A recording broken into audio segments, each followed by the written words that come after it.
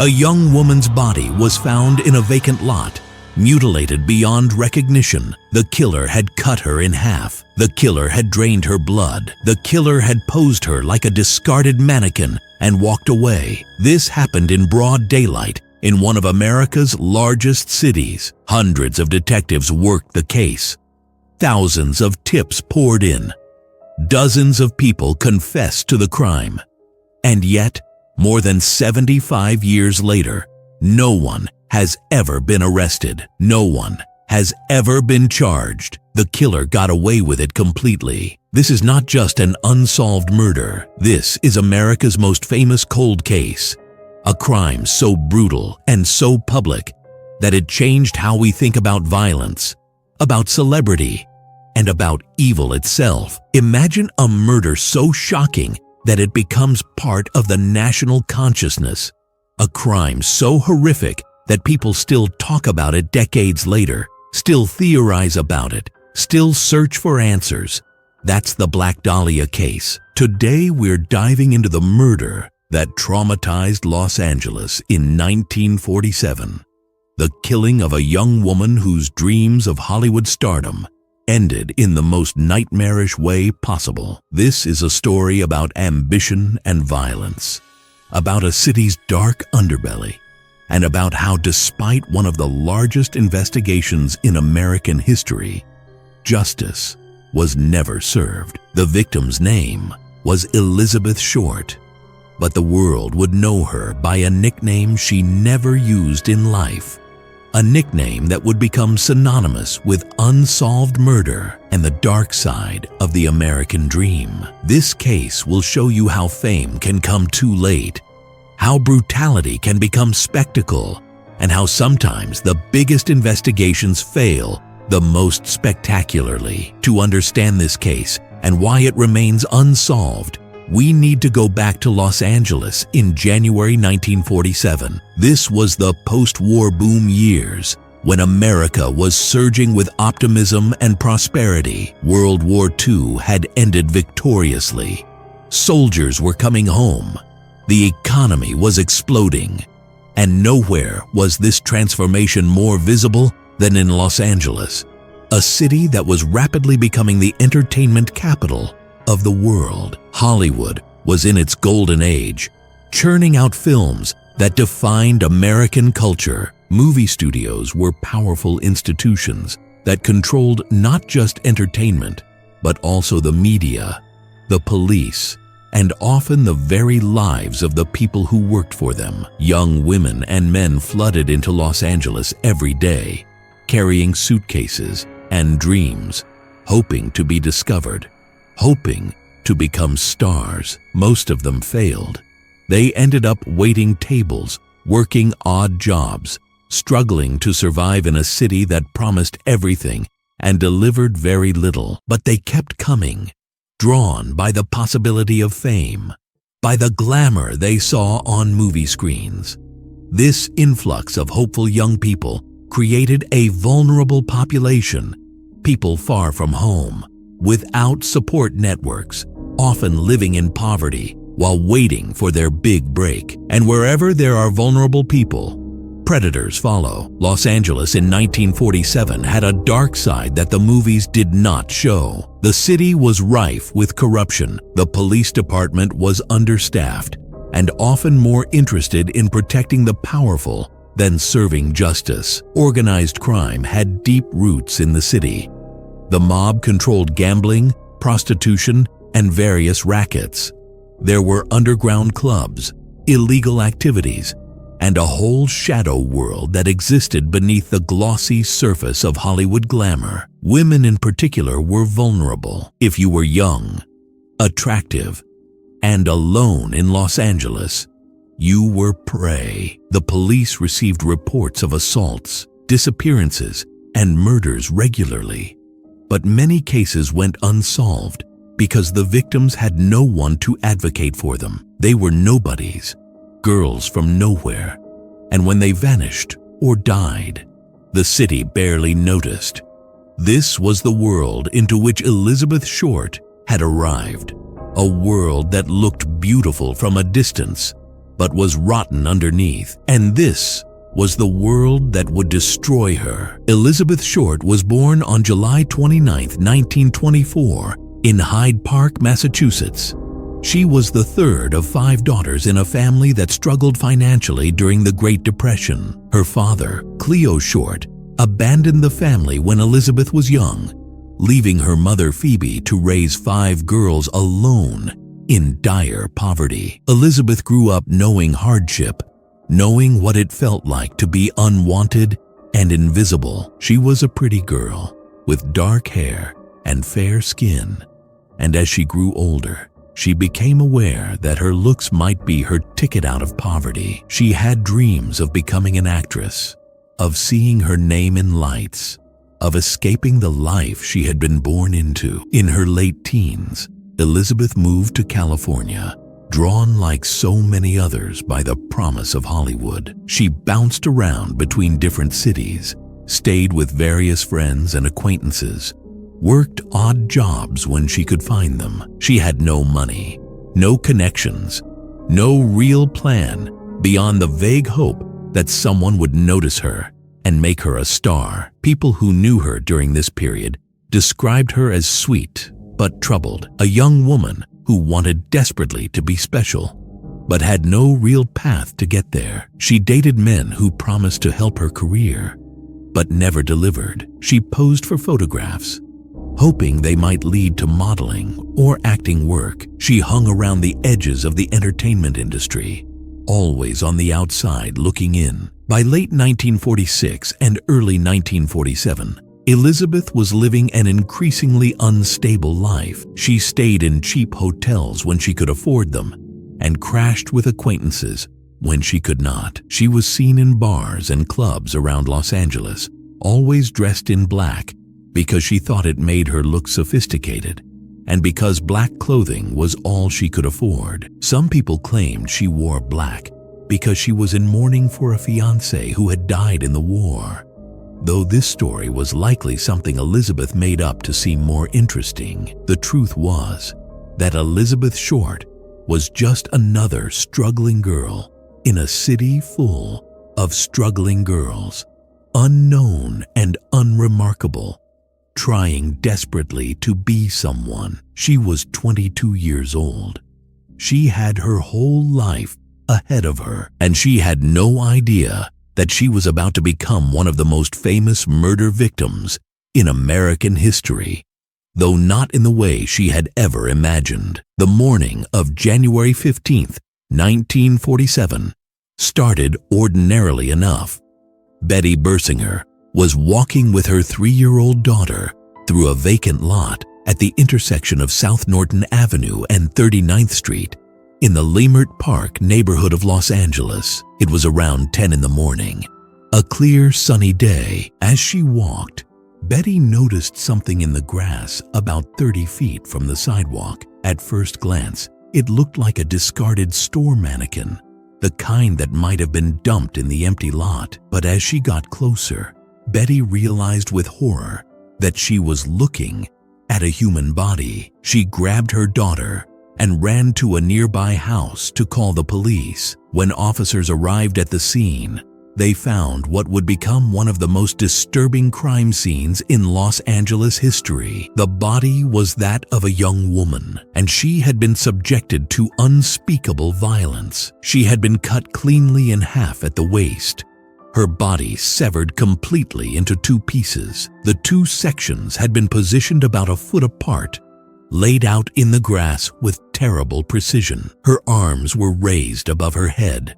Her legs were spread. She had been posed deliberately, displayed like some grotesque work of art. Her face had been mutilated, with cuts extending from the corners of her mouth toward her ears in a grim approximation of a smile. Her body showed signs of extensive torture. She had been drained of blood, which meant she had been killed elsewhere, and her body transported to this location. The care with which the killer had arranged the body, the clean precision of the cuts, the complete absence of blood at the scene, all pointed to someone who had taken their time, who had planned this carefully, who wanted the body to be found exactly as it was. What was most disturbing was how clean and composed the scene was. The body had been washed thoroughly. There was no blood on the grass. The killer had cleaned up after themselves, removing evidence, making identification difficult. Initially, the police had no idea who this woman was. Her fingerprints were taken and sent to the FBI, and within hours, they got a match. The victim was Elizabeth Short, who had been arrested in Santa Barbara in 1943 for underage drinking. Her prints were on file. Now they had a name. Now they could begin the investigation. But what they did not have, and would never have, was a viable suspect or enough evidence to bring anyone to justice. Before we continue with the investigation, I need to pause here for a moment, because I know what you might be feeling right now. When you hear about what was done to Elizabeth Short, when you picture this young woman who just wanted to be somebody, who dreamed of a better life, and then think about how her life ended, it's almost unbearable. The cruelty, the calculation, the complete disregard for her humanity. She deserved so much better. I want to ask you something. Do you ever feel that frustration when the worst criminals get away with it? When someone can commit such evil and just walk away free? You're not alone in feeling that anger. If this case is affecting you, if you're sitting there thinking about how Elizabeth Short deserved justice and never got it, just type in the comments, "She deserved justice." Those 3 simple words. Because when you do that, you're honoring her memory. You're keeping her story alive beyond the sensational headlines. And you're showing that even though the system failed her, we haven't forgotten. Thank you for being here. Now let's continue with the investigation. And I have to warn you, it's about to get even more frustrating. The investigation into Elizabeth Short's murder became the largest in Los Angeles history up to that point. The LAPD assigned dozens of detectives to the case. They interviewed hundreds of people. They followed thousands of leads. And yet, despite all this effort, they could never build a case strong enough to charge anyone. The first problem was that Elizabeth Short's life in the weeks before her death was difficult to trace. She had been staying with various people, moving from place to place, never in one location long enough to establish a clear timeline. Detectives tried to piece together her movements in early January 1947, but the picture remained frustratingly incomplete. She had been seen at various bars and clubs. She had been with different men. Some people remembered her, others did not. The last confirmed sighting of Elizabeth alive was on January 9th, 6 days before her body was found, when she was seen at the Biltmore Hotel in downtown Los Angeles. After that, she disappeared. What happened during those 6 days? Where was she?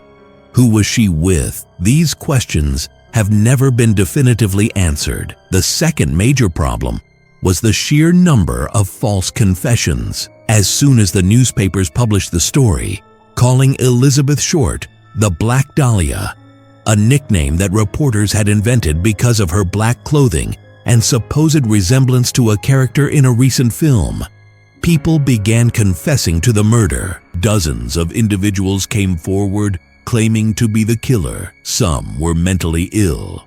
Some were seeking attention. Some had ulterior motives. But all of them wasted valuable police time. Detectives had to investigate each confession, had to determine whether it was credible, had to rule out each person methodically. It was exhausting and fruitless work. The third problem was the media circus. The Black Dahlia murder became a sensation. Newspapers competed to publish the most lurid details, the most shocking photographs, the most scandalous stories about Elizabeth's life. Reporters dug into her past, interviewed everyone who had ever known her, and often printed rumors and speculation as fact. This media-feeding frenzy contaminated the investigation. Witnesses were influenced by what they read in the papers. Evidence was compromised. The police were under enormous pressure to make an arrest, any arrest, just to calm public hysteria. The fourth problem was corruption and incompetence within the LAPD itself.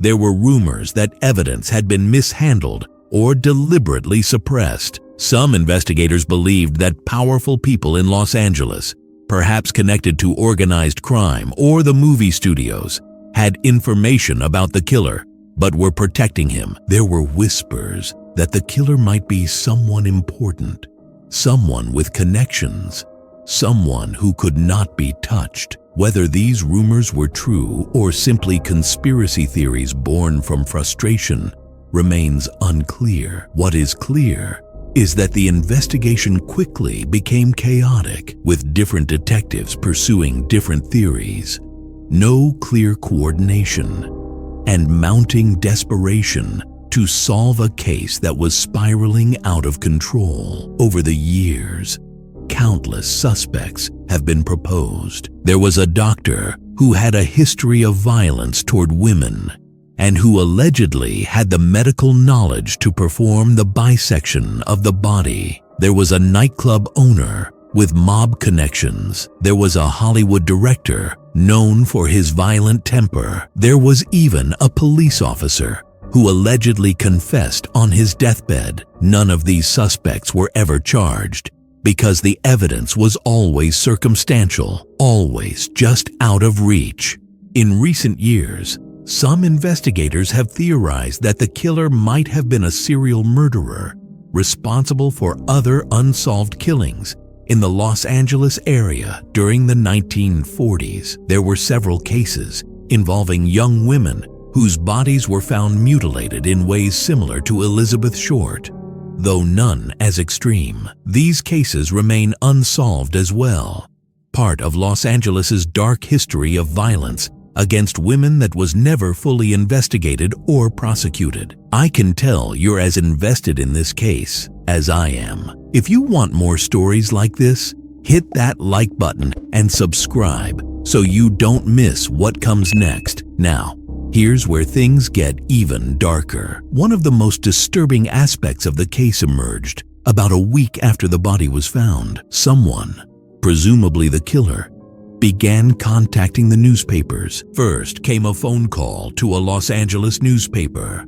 a man's voice saying he was the killer and promising to send Elizabeth Short's belongings to prove it. A few days later, a package arrived at the offices of the Los Angeles Examiner. Inside were items that had belonged to Elizabeth, including her birth certificate, photographs, business cards, and an address book. Many of these items had been soaked in gasoline, presumably to remove fingerprints, though some prints were later recovered. The address book was particularly significant because it contained names and phone numbers of people Elizabeth had known, providing investigators with potential leads. But it also contained pages that had been torn out. Who was on those missing pages? Were they removed by the killer to protect themselves or others? This has never been determined. The fact that the killer contacted the media, sent evidence, and seemed to be taunting the police suggested someone who was confident, organized, and enjoying the attention. This was not a crime of passion or a random killing. This was someone who had planned meticulously and who wanted to demonstrate their superiority over law enforcement. Some criminal psychologists who have studied the case believe the killer may have been a psychopath with narcissistic tendencies, someone who derived pleasure not just from the killing, but from the aftermath, from watching the investigation fumble, from seeing the media coverage, from knowing he had gotten away with it. The investigation continued for years, though with diminishing intensity. The case was never officially closed. But as time passed and leads dried up, it became one of many unsolved murders in Los Angeles' files. Elizabeth Short's murder became legend, the subject of books, films, documentaries, and endless speculation. The Black Dahlia nickname stuck, overshadowing the real person behind the tragedy. Elizabeth Short, the human being, with her dreams and struggles and humanity, was lost beneath Elizabeth Short, the symbol, the cautionary tale, the unsolved mystery. So who killed Elizabeth Short? And why did they do it in such a horrific manner? More than 75 years later, we still do not have definitive answers. Though theories abound and new suspects are proposed regularly, the most persistent theory involves a surgeon or someone with medical training. The precision of the bisection, the way the body had been drained of blood, the clean cuts, all suggest someone with anatomical knowledge and access to a location where such work could be done undisturbed. Several doctors have been proposed as suspects over the years, most notably a man named George Hodel, who was a prominent Los Angeles physician in the 1940s. Hodell's own son, Steve Hodel, who became an LAPD detective decades later, spent years investigating his father and became convinced he was the Black Dahlia killer. According to Steve Hodell's research, George Hodel had the medical knowledge, the opportunity, and the psychological profile of the killer.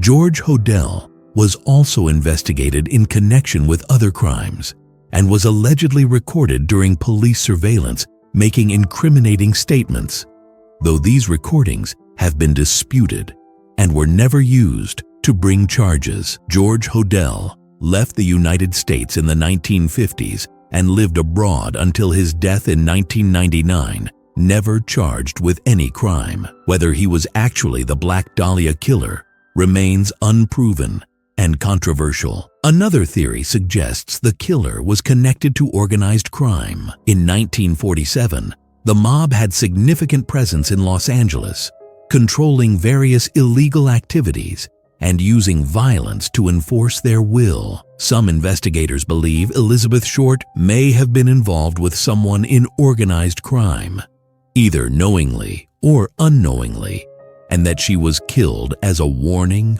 or punishment. The theatrical nature of the crime, the public display of the body, fits with mob tactics of making examples of people. But this theory has the same problem as all the others: no concrete evidence linking any specific mobster to the crime. Then there's the theory that the killer was someone in the entertainment industry, perhaps a failed actor or director, someone who lived on the margins of Hollywood and who took out his frustrations and perversions on a young woman who represented everything he could not have. This theory is supported by the fact that Elizabeth moved in Hollywood-adjacent circles and that her killer clearly had resources and time to carry out such an elaborate crime. But again, without evidence, it remains speculation. Some have suggested the murder was the work of a serial killer who was never identified, someone who killed multiple women over the years, but was never connected to these crimes by investigators. The theory points to other unsolved murders in Los Angeles during the 1940s that share similarities: young women, brutal violence, bodies posed or displayed. If this was a serial killer, they were never caught, and the full extent of their crimes may never be known. What makes the case so frustrating is that by all accounts, the police had information, they had leads, they had suspects, but something always prevented them from making an arrest. Whether it was lack of evidence, corruption, incompetence, or protection of powerful individuals, the result was the same. Elizabeth Short's killer walked free. And perhaps the most haunting aspect of the case is how Elizabeth herself has been treated by history. In the decades since her death, she has been portrayed as everything from an innocent victim to a femme fatale who brought her death upon herself through her lifestyle. Books and films have speculated about her sex life, her morals, her choices, often in ways that feel like victim blaming. The real Elizabeth Short, a young woman from a poor family who had dreams and fears and hopes just like anyone else, has been lost beneath layers of myth and sensationalism. She wanted to be famous, and in death she got her wish, but not in any way she would have wanted. She is remembered not for who she was, but for how she died. Not for her life, but for her murder. Not as Elizabeth Short, but as the Black Dahlia. More than 75 years have passed since that January morning when Elizabeth Short's body was found in a vacant lot in Los Angeles. The investigation was the largest in the city's history. The case received more attention than almost any other unsolved murder in America. And yet, no one was ever arrested. No one was ever charged. No one ever stood trial. The killer, whoever they were, got away with it completely. The case files remain open, technically unsolved, though the LAPD no longer actively investigates it. Everyone involved in the original investigation is now dead. The killer, if they were not caught for other crimes, is almost certainly dead as well. The truth may have died with them, buried forever beyond our reach. Elizabeth Short is buried in Oakland, California, in a grave that for many years went unmarked because her family could not afford a headstone. Eventually, a marker was placed, but it bears only her name and dates, nothing about the life she lived or the dreams she held. She is frozen in time as a 22-year-old whose death became more famous than her life ever was. Justice never came for Elizabeth Short. Closure never came for her family. The truth never came to light. Some murders remain unsolved, not because investigators do not care, but because despite their best efforts, some killers are smart enough, lucky enough, or protected enough to escape justice. This is one of those cases. Thank you for listening to Elizabeth Short's story, for remembering her as more than just the Black Dahlia, for bearing witness to a young woman whose dreams ended in nightmare. If you have thoughts about this case, if you believe one theory over another, or if you just need to share how this story affected you, drop your comments below. I read everyone, and your perspectives matter. Until next time, take care, and I'll see you in the next case.